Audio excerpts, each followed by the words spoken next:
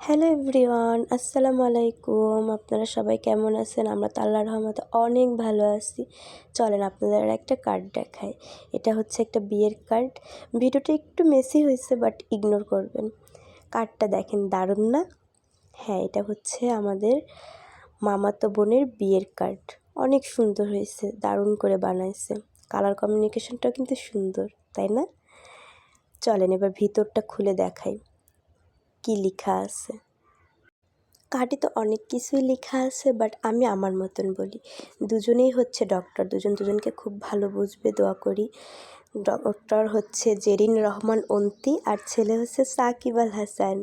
না, খেলোয়াড় নাই, কিন্তু ডক্টর সাকিব আল হাসান ভাইয়া আমাদের।